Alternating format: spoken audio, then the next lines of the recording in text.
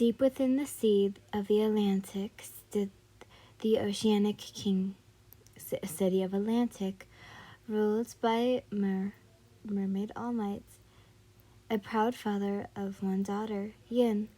The city was protected by a powerful warrior created by the king to keep all his people safe. Yin, I cannot allow you to go beyond the barrier. It's not safe, the king said to his daughter. What's outside that makes it dangerous? Yin asked cautiously. Sharks, rough currents, and worst of all, humans, he said with distaste. They are the reason why your mother, my wife, isn't with us anymore. Please try to understand I won't lose you like I did to her, your father asked as he pulled her into a hug. I understand, father, was all she could say. She bid her father good night as she swam up to her tower. On her way, she began to sing her heart out. I will not be singing because I suck at singing on the mic, and my mic sounds really bad with singing. So have fun with my talking singing. Yay!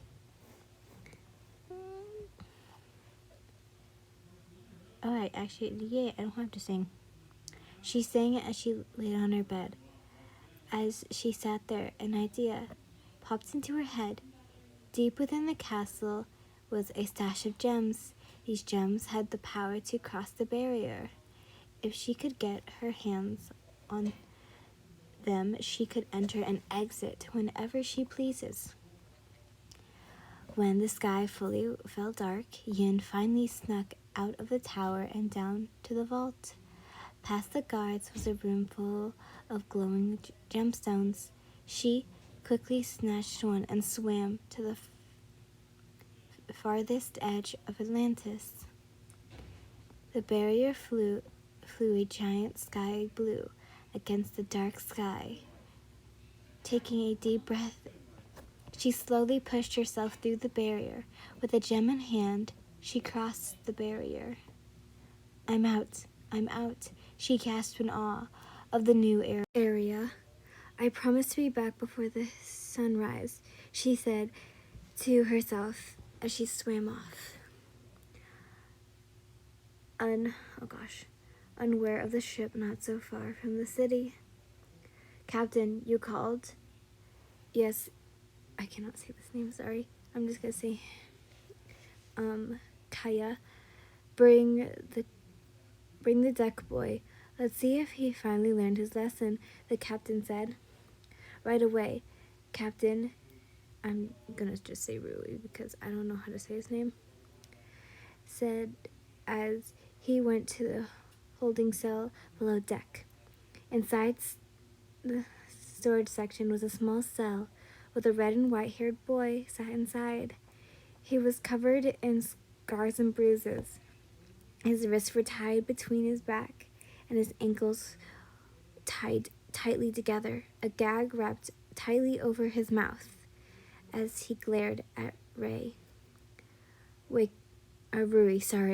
wakey, Shoto, the captain would like to see you. Rui said, laughing cruelly as he dragged Shoto up the stairs by his hair. Once they got to see the sky deck, Rui tossed Shoto to the captain's feet. So, Shoto, did you learn your place? Do you mean to go back to the cell? The captain asked sadistically. Shoto shook his head, no, while glaring at the ground. Rui ripped the cloth off Shoto's mouth.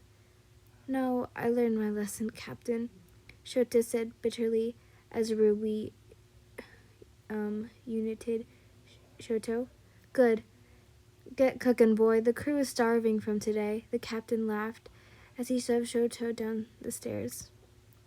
Cast the nets, Rui ordered. As Yin swam around the coral, she heard a sudden scream. Looking up towards the sky, she saw a net trapping a young dolphin. Yin quickly grabbed the sharpest rock she could find and swam over to the dolphin.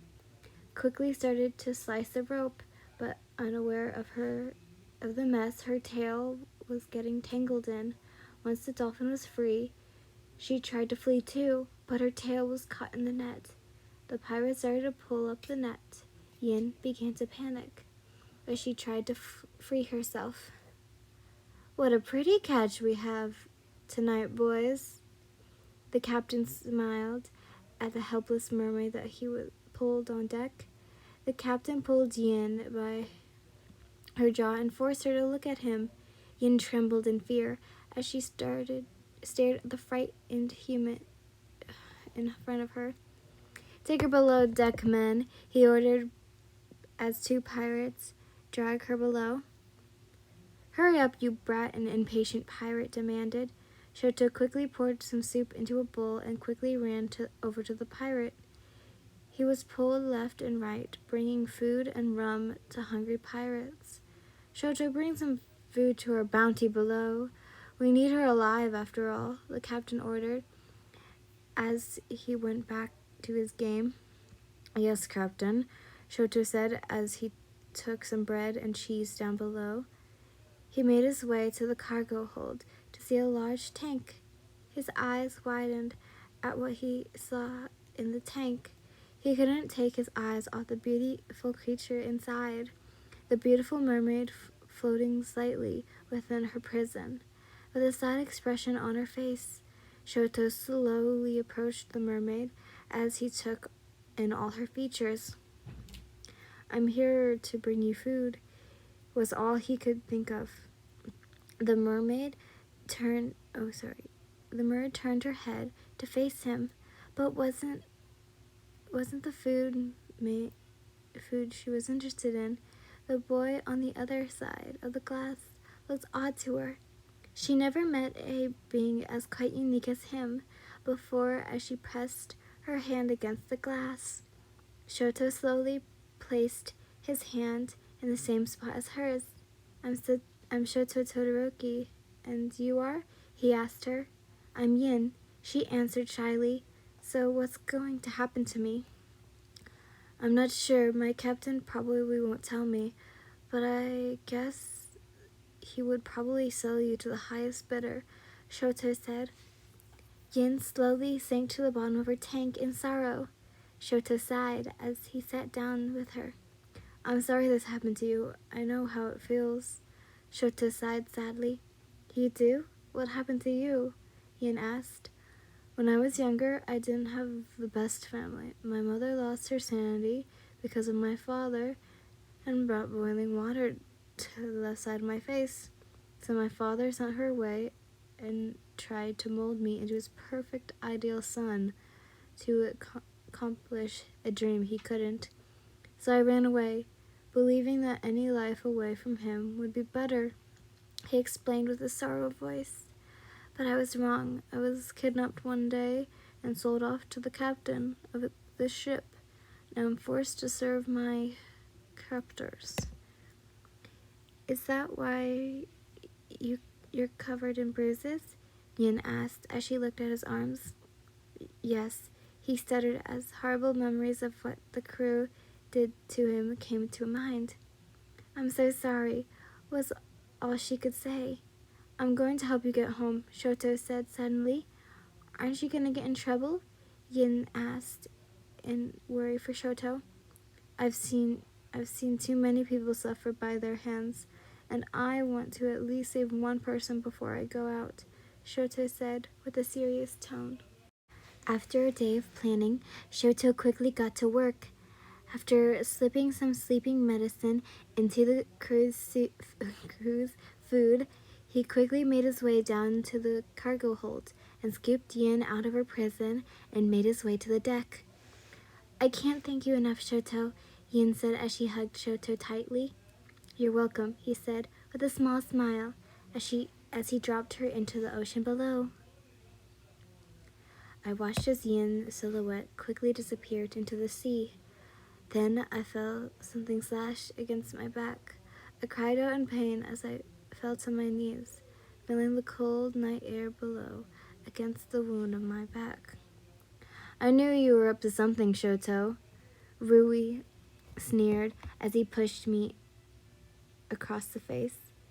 This is your final punishment, Rui spat as he pushed his sword through my stomach. I cried out in pain, but nothing came out. Suddenly, I was falling off the boat and into the water below. I couldn't feel anything, but everything slowly turned black. I slowly could feel again, but for some reason I felt wrong somehow. With my hands, I could feel I was laying on something soft. I tried to move my legs, but I couldn't feel them. I forced my eyes open, slowly to take in my surroundings. The room was well furnished, but the air felt weird as I sat up. I threw the covers off to see that I no longer had legs, but a tail. Shoto, you're awake, cried a familiar voice. Yin? I stuttered as I was tackled into a hug. What happened to me? I saw you were drowning and badly wounded, so to pay you back, I took you to my kingdom. Then my father turned you into one of us, and a thank you for saving me, she explained happily. I didn't really know what to say. I was very grateful to be saved, but I didn't know how to feel about my new form.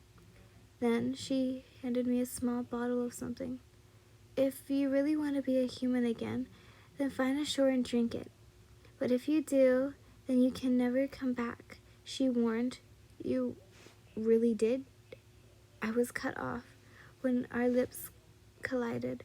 They were so soft and warm. I couldn't help it but kiss back. That was my thank you, Shoto. I couldn't be able to return to my father without your help, she said with a beautiful but soft smile. Oh, by the way, my father would like to meet you. Dinner has been set up for the both of us, so come if you're up for it, she added as she swam towards my window. I looked down at the potion and placed it down on the nightstand. I'll deal with that later, as I quickly followed after Yin.